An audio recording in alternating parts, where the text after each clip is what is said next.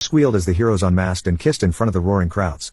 Wait, you recognize their faces. That's your best friend and your girlfriend/boyfriend. My heart dropped, as my stomach churned, rage and bile rising up in my throat. My love, the one I adored, a superhero, a powered being beyond my comprehension. I should be amazed, astounded, in awe. Instead, I was hurt and angry. I'd known them for 10 years, dating for 5, and not once did they entrust their secret to me. Worse, still, was the other hero, my best friend. We'd known each other since preschool. We grew up together our entire lives, fate never splitting us even once. Truly, I thought them more as a sibling than a friend, definitely a better sibling than I could ask of my blood. But they, too, found me so untrustworthy as to never speak of their powers?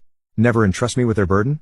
Was our friendship our siblinghood worth nothing? Worse, still, was the affection they held for each other. A kiss, shared for all to see, deep and sensual. And I could tell this was no spur of the moment. They were comfortable in their kiss, their shared affection. They had done it before. Probably more. How long had they been lying? How far back did their infidelity reach?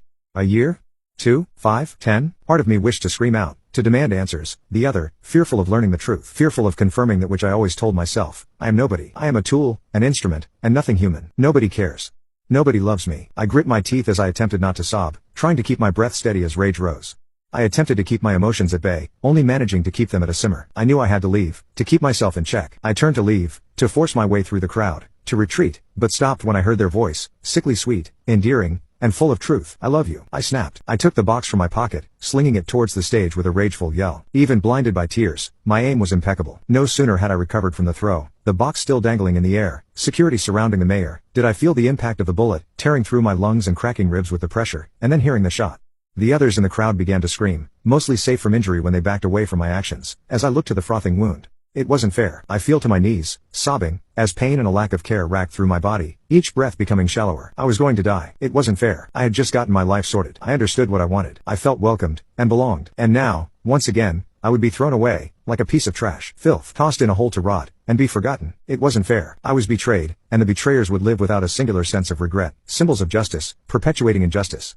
I looked to the stage, praying to anything that would listen that vengeance would be had, that there would be some semblance of justice in this cruel, uncaring universe. But there was only coldness. No fire, no brimstone, no choirs, or light, just a slow fade into a cold darkness, as blood loss took its toll. To sleep, forevermore, in the great nothing. And then I awoke. I was in an alley, off of the main street, whole, and unharmed, breathing, and not bleeding. Confused, I ripped up my shirt to inspect myself, a mere minor scar, barely more than a birthmark, right in my chest where the bullet had pierced. I heard commotion on the main street, and went out to observe. There was the crowd, the stage, distracted by a disturbance. Mere seconds after death, it seemed. My attention changed to the two heroes, still confused, as my prior lover took up the box and opened it. A ring?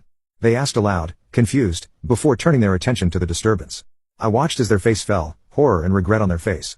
They zoomed over it in human speed, causing the mob to separate some more, where I saw the scene in full. My prior lover, sobbing, clutching my bloodied corpse. My knees practically gave way from shock in seeing own dead self. I had no reason to doubt what I was seeing, but it was impossible to believe. I was dead, but not really. My corpse existed, yet here I stood, watching, in an alleyway. I felt corporeal, and was leaning against the building next to me, so it presumed myself to not be a ghost. So how do I live, yet am simultaneously dead? I considered walking out, to my lover, to my friend, assuring them that I was, indeed, alive. But something within me relished the feeling of revenge. Seeing the tears of the one I loved, crying over my death was heartbreaking, but somehow deeply satisfying as well. You get what you deserve, something deep within me thought. I knew it would be too cruel to leave them grieving for too long. Years of infidelity wouldn't equate to a punishment of thinking forever your previous friend or lover was dead, when they were not. And, besides, though my body was physically fine, I was emotionally wrought. I had no tears left to cry, no shouts to yell, no anger to scream. I was exhausted. I reasoned to return home, to the abode shared with my ex-lover. They would eventually return, and more proper words could be said. And, in the meantime, I could rest, and prepare. And off, I went, back home as the cries rung out.